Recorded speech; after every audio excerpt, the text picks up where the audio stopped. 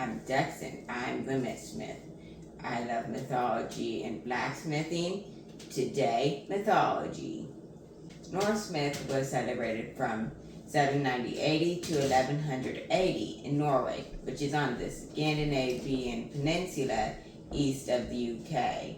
Some theorizing it originating from Germany. It is interesting to note that Christianity had been a thing for over 700 years before Norse myth was in existence.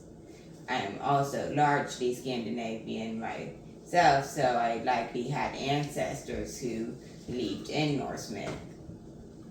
The Norse creation myth is cool. It has murder, a giant, and a giant cow.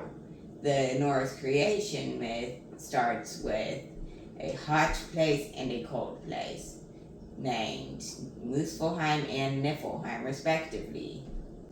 These places had a void called the Gnunga Gap between them. The mixing of the heat and the cold made a giant the size of the earth, named Ymir. Then a giant cow came along and Ymir drank the cow's milk. The cow licked salty ice to get food and water. The ice was licked into the shape of a man, which turned into a god. That god was named Buri and had a child named Bor with a descendant of Ymir.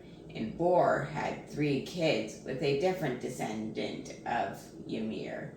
If you want to know where Ymir's kids came from, he gave birth to them, which seems to happen a lot in mythologies. Bor's kids were Vili, Ve, and Odin. The 3 brothers went, "Hey, I have an idea," and killed Ymir. They took his corpse and made the earth. The maggots that ate his body turned into the dwarves, or Verdr in Norse myth. They also have the 3rd name of Dark Elves. So we have the earth now. Then Odin traded his right eye for wisdom and hung on a tree for 9 nights and days. From this, Odin learned runes and could see the future. It sounds painful to hang on a tree. Odin then made people out of wood. The man made out of ash and the woman made out of elm. Odin had some kids, a few of whom I will talk about later. This clan of gods is the Aesir. The Aesir went to war with a clan named the Vanir. After the war, they called a truce, and some of the Vanir went to live on Asgard, home of the Aesir. If you are wondering where the Vanir came from, they don't have well enough documented family trees to tell. We only know of 3 who all lived in Asgard: Njord, Frey, and Freya. Frey is the lord of Alfheim. Freya is the lady of Volkvanger. And Njord is their dad. It is hard to find consistent sources of who's who and what different gods are the gods of. The most famous Norse god is probably Thor, who is a kid of Odin. But what did he look like in the myth?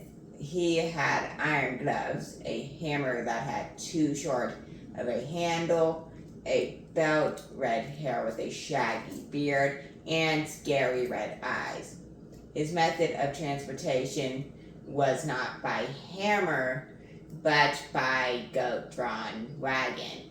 The goats did not fly, but they did run fast enough to leave fire in their tracks and make canyons.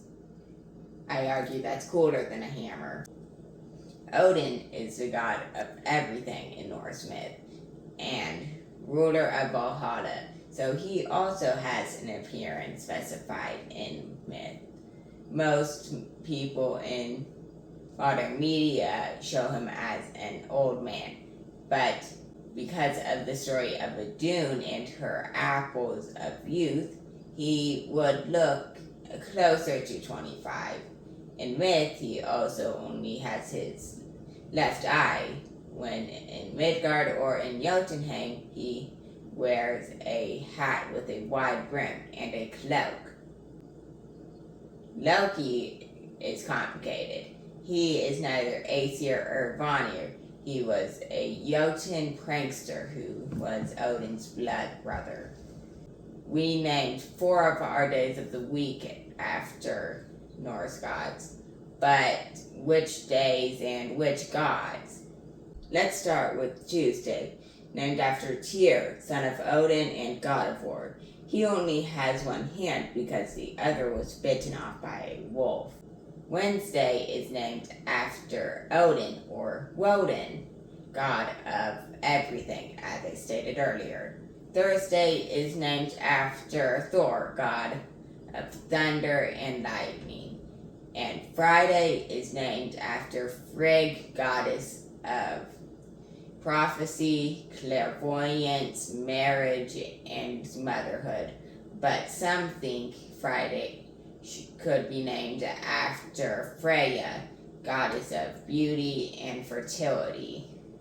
Alright, that's all I have. And remember, you can't be too nerdy.